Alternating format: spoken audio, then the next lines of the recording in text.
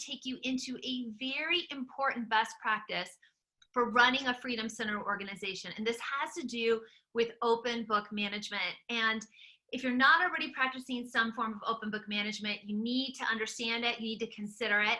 Jenny Briggs is an expert in this. And Jenny, if you want to go ahead and come on camera, and maybe you're there and I just can't see you yet, that'd be great. And she's an expert in this, as well as being an expert in employee ownership, which someone asked about earlier today. And so let's see, do we have Jenny on? Can you hear me? Oh, good, there you are. How's it going? I am good. I'm in Colorado with you. I know. We're just down the road. I know. If only I could see you in person and hug you, but soon. So let me tell you a little bit more about Jenny.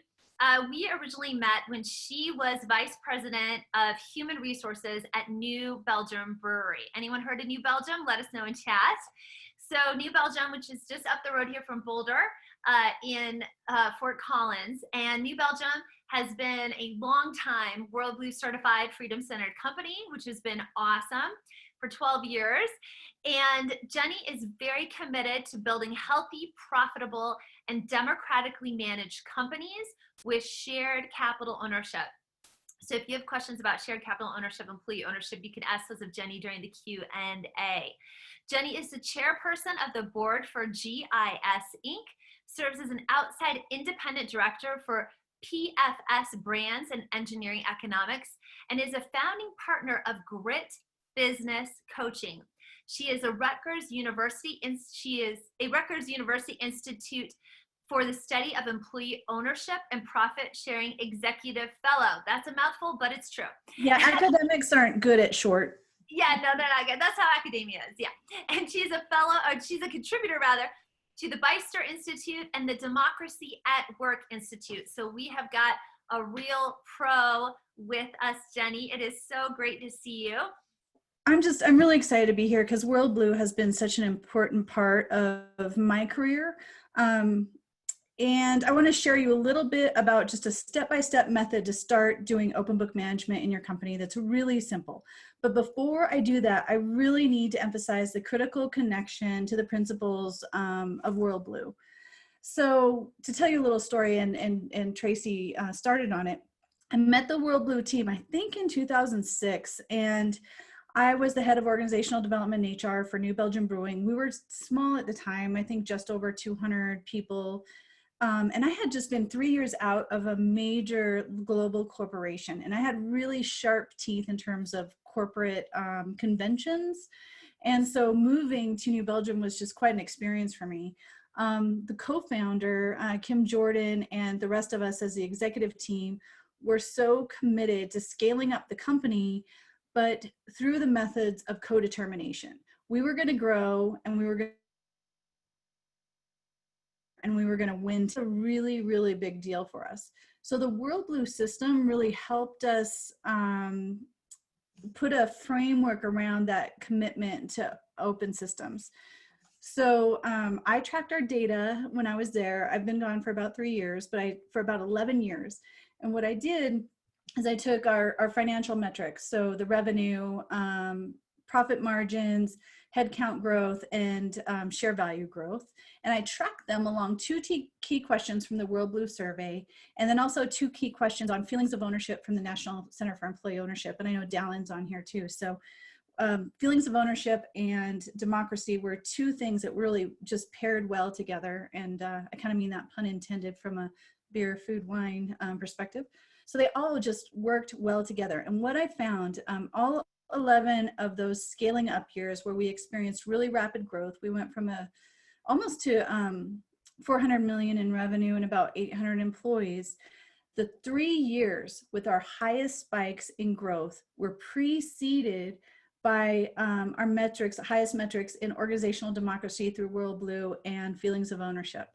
So, you know, correlation, causation, these statistics show that I really believe organizational democracy is a precursor to really great growth results. So that was a big deal for us.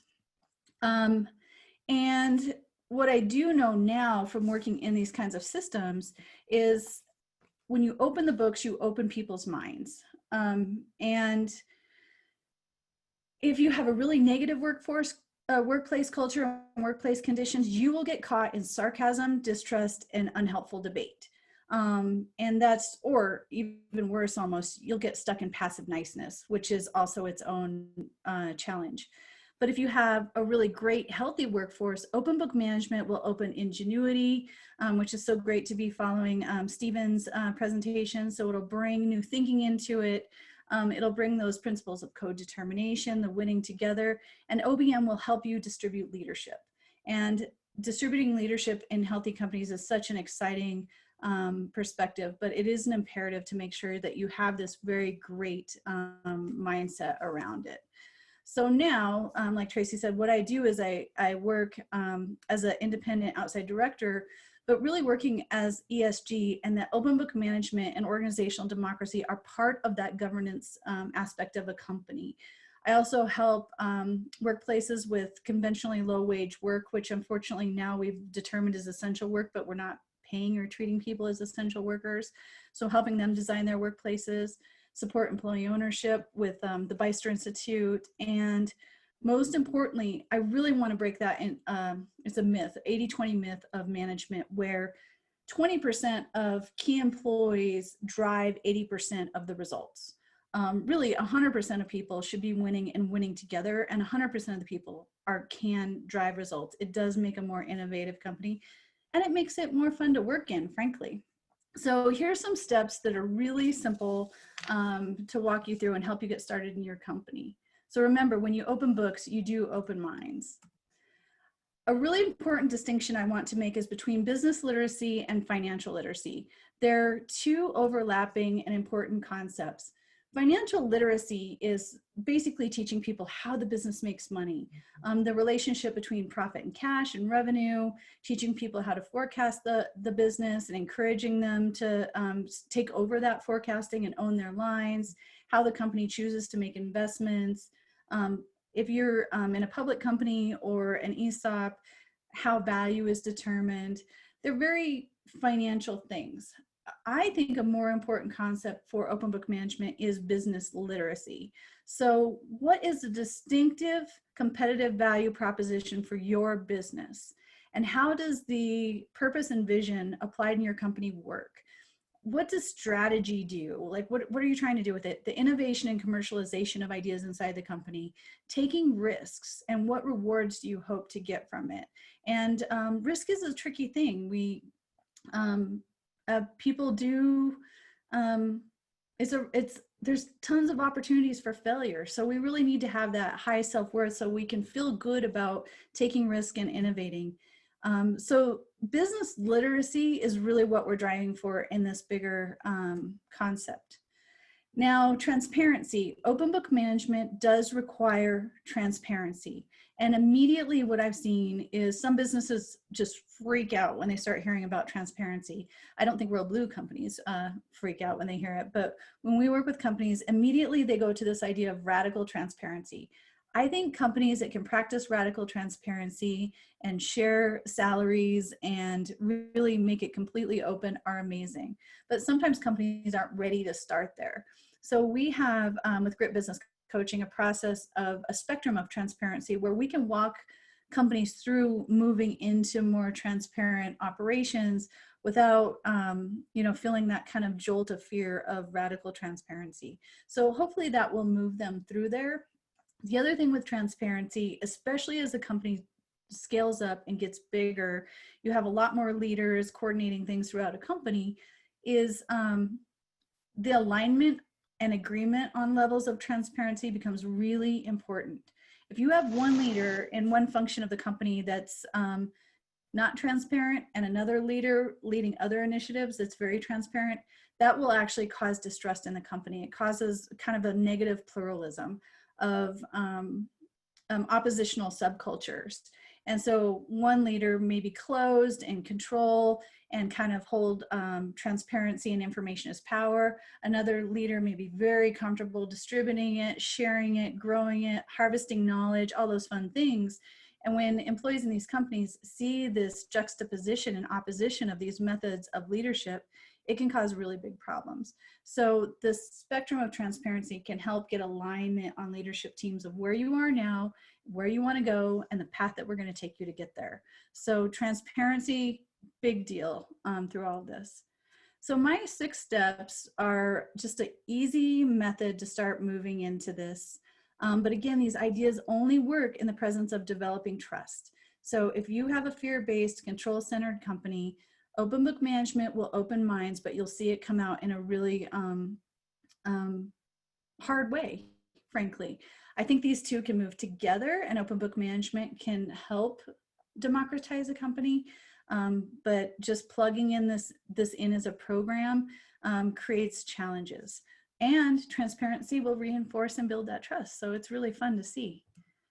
So first you have to establish your why. I'm not actually going to go into this in my section because you've had so many great speakers and other things that go into this, but your company needs to be clear on its vision, purpose, mission, values. So those exercises are really important, but not as an executive exercise. That exercise is important for everyone because you're going to be pulling everybody in.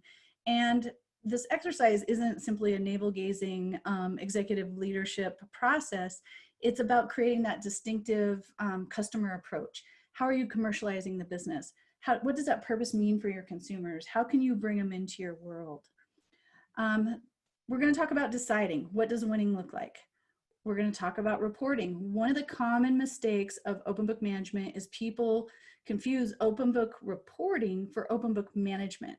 Open book reporting is a very common practice. Leaders get up in front of a all hands, all staff meeting and talk about what's going on in the company. They do it every quarter, every 6 months, every year, whatever their cadence is. And they expect for people just to remember that. And, unfortunately, what I've seen in some negative contexts, it kind of becomes a dog and pony show. Open book reporting is part of open book management, but it is not open book management. Open book management is distributing leadership throughout the company. Then we're going to teach. We'll talk a little bit about that. Involve, and this is where the magic really happens, is when you can involve people, you can see amazing things happen. A lot of companies use as their default mechanism for involvement either committees or brainstorming. Those are both good, but they're tools to accomplish something. So brainstorming is great for thinking around new ideas. But more often than not, on a daily basis, we want people to be involved in daily decisions. And one of the theories of open book management is that when you have people involved in having more autonomy and more participation at the group level, you'll need less management bureaucracy. You won't need as many supervisors or layers monitoring people because effectively they're doing that on their own. And then celebrate. We got to talk about celebration. And you can do it even if you're not in a brewery. So again, I'm going to skip the purpose because there's a lot of other great resources on that and talk specifically right now about deciding. So the first step or the second step is decide. You have to decide what success looks like because you're going to galvanize everyone around what winning means. Now, this will be a source of debate between different open book management practitioners. I believe in designing a balanced scorecard that works for your business. Other open book management practitioners believe in one number. Usually it's a revenue number or an EBITDA number or something like that. The reason I think the balanced scorecard is important is because what you incent people toward, they'll do.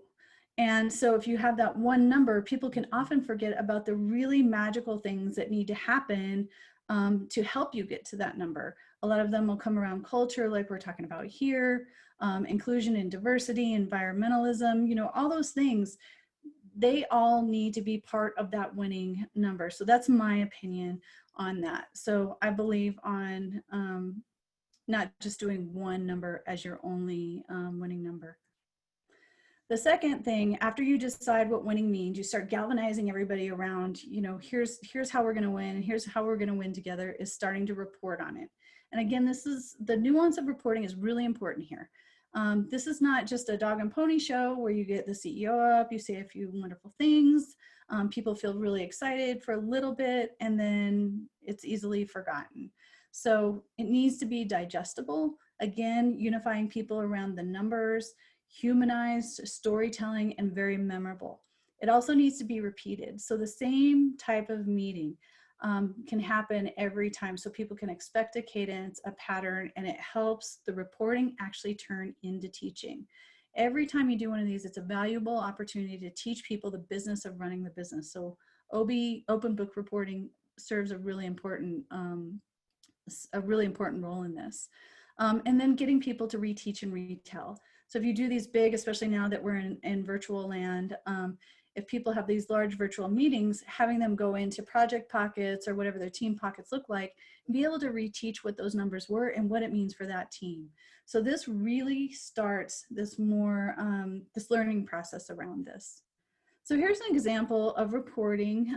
This is a beer bottle, of course. This is a little bit old, but helping people, if you have the same like kind of measurement tool that you put up all the time, that repetition will help. One of the rules from the marketing world is you have to hear something 7 times, 7 different ways to make it actionable. And I think those same rules apply here. So repeat, repeat, repeat. And then people, usually when leaders start getting tired of talking about it, people are finally getting it. But look at this infographic that I shared with you here. A brewer's margin is 8% on a bottle of beer. When you think about making money as a brewery and how many hands are in the pocket when the product actually goes from the store into the consumer's hand and that dollar is exchanged, that's a real powerful number to help people understand. You might think you go into a pub or a store, or I was doing that for you, Miranda, pub, bar, and buy a beer. If you pay, $6 for a beer, you might think that's really expensive. But when you think about how the money's transacted, it's a whole different story. So again, teaching people what this means. So the next step in this is the teach and learn process. I put learn here in brackets because I really genuinely feel that far too many businesses are getting stuck in a teaching trap. Teaching is one tool to help people learn. If you've heard of the 70-20-10 rule, really 10% of the learning experience happens through teaching and books. 20% happens through interaction and coaching. And this is again why I think the process that we use at Grit Business Coaching and WorldBlu is so important, because there's a lot of interactivity to it. But 70% of learning happens through experience. And even more important, 10% of that 70% needs to be through failure. So again, the principles of WorldBlu, having high self-worth, being able to fail. My friends at PFS Brands talk a lot about this, of tolerance of failure. It's one of their company values too. So this can also help with moving values to norms. With open book management, you'll have a lot of values that are wonderful, but they're very conceptual. Open book management can help you turn those into daily norms of how the values are expressed and acted every day. And then another idea to help teach and learn is love letters. So I think I might have had this idea from WorldBlu, but love stands for living our values every day. And so Ralph Bautista, who attended a WorldBlu summit with me at one point, he was actually writing the love letters. And what we would do is do articles and storytelling on people inside the organization that were living those values. And it was essentially applied to open book management. So it's a really exciting way, but teaching doesn't happen with a workshop. It's part of a whole experience of things. Teaching will start with learning. People absolutely need to know what a balance sheet is, a cash flow statement, and how things work. So one of the things that Grit Business Coaching does is they have a profit and cash game. So it's a facilitated experience that people go through and learn how the numbers move in the financial statement. It's very accessible, very digestible, and it makes it fun. There's a ton of YouTube free resources on learning what a balance sheet is and learning what cash flow is and learning basics of financials, which is essential for open book management. And who doesn't have fun listening to 15 minutes on YouTube? I'm telling you, this is far more fun gaming it. There's no sit and gets. It's integrated and it helps put applied learning right away into people's hands so that they can do more. So teaching to involve. So people are getting to know and understand this. So the involvement is that 70% of the learning experience is getting to practice it. So when you have open book management, people can have more autonomy in their jobs because they'll be more empowered with understanding the financials of a company, how the company makes money, and how to make in the moment decisions. There's less of a need for that supervisory layer that needs to monitor decision making or even take away decision making from people and do it for them. But giving people autonomy and helping them grow the skills to be autonomous is really important. So that involved part gives that to people. Participation usually happens at the team level. We're going to collaborate and coordinate, get work done faster. Again, you know, it's a very interactive process. And then influence. And, you know, this is what we were talking about before with innovation. When people have a more informed view of the marketplace, that business literacy, what the potential is, they're better able to come up with really interesting ideas. I have a ton of examples of things that I've seen people come up with in different businesses that were just amazing and really helped commercialize it. But part of the involvement process is coming up with your organizational citizenship model and what that means. It doesn't mean just checking in for a job. It really means putting on your stakeholder or shareholder hat and thinking about the business. And it's not self-serving, it's about all of us giving to the business and helping innovate. So this is my model for that. Alignment is getting everybody aligned around what the business is trying to accomplish. Unity is unifying towards value and purpose. And then co-determination is that desire to win. And so when we put these things together, alignment, unity, and co-determination, we really hope people have more success in work and life. And this is actually one of the core values of PFS brands too, is to be successful in both. I've seen a lot of great examples of where open book management improved personal financial literacy in their own lives. And so that's a big deal right now, kind of in the world of human resources, of teaching people personal financial literacy. I think it's a far better way to teach people financial and business literacy inside the business, and then they can apply those same concepts in their life. And then finally, celebrate. This is fantastic. So, you know, in the world of culture, one of the big mistakes I think is wrapping culture around perks and parties.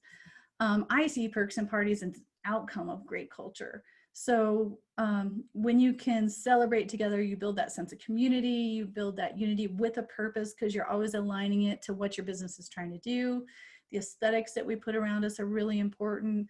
Embedding people in your history, rituals, having a cadence around what people can experience, having some fun rituals around that. Symbols are really important. I think even as more jobs move to home offices, having something that's there that reminds you of the purpose of that organization and what you're determined with your colleagues to do. Some of the other outcomes are volunteerism programs. Those are always really good for embedding these. But remember, with all these things, we're growing profits as business, and it's really about how are we reinvesting those profits back into our business community that we're building. So celebrations is super fun and really exciting. So why would you do this? This is from the Future of Jobs report with the World Economic Forum. The top two, complex problem solving and critical thinking. That is not a 20% thing. That is a 100% thing. We can all be critical thinkers. We can all solve complex problems, but we have to do the information to do. We have to have the information to do so. So when we hold things in, when we control information, it's not empowering people to be real critical thinkers. We have to think outside of the conventional job and think about everybody being knowledge workers. No matter what their job is inside a company, everyone can be a knowledge worker. And with more customer service becoming even more an imperative, these things are really important to us. So again, the 6 steps: start with your why, decide what does winning look like, report on it, use reporting as a teaching method, help people understand the choices that you're making as a business and why you're doing it, what the distinctive value proposition is, teach, but don't just send people to a classroom or an online workshop. Involve them in it, get them involved, make it a game, make it fun. Involve, start fostering ownership of the numbers, start giving away budget line items, start giving away forecasting. Don't keep that in the finance department. Finance can be practiced by everyone in the company. Nurture those influencing leaders. You'll start seeing people emerge as non-titled informal leaders. Give them the power to help foster this in your company. And then celebrate, build community, and celebrate wins. So I have some more examples on all the stuff on my blog that you can find at A Life in Mosaic. I am a co-founder of Grit Business Coaching, and we help foster positive psychology and open book management together. The Beister Institute at the University of California, San Diego will do ESOP feasibility studies and help guide people on if ESOP is an answer for them. Dallin, I think you're here online. He is with the National Center for Employee Ownership, another fantastic resource if you're at all interested in employee ownership. Employee ownership, though, I do want to say can take multiple forms. ESOP is one. Employee-owned cooperatives is another. There's and this is not just a United States thing. There's multiple versions of this, particularly in the United States and Europe, but it is international. Broad-based gain sharing. A lot of conventional incentive plans don't incent open book management. You'll incent the key employees, again. Broad-based profit sharing or gain sharing programs help incent everyone to be co-determined to build the business together.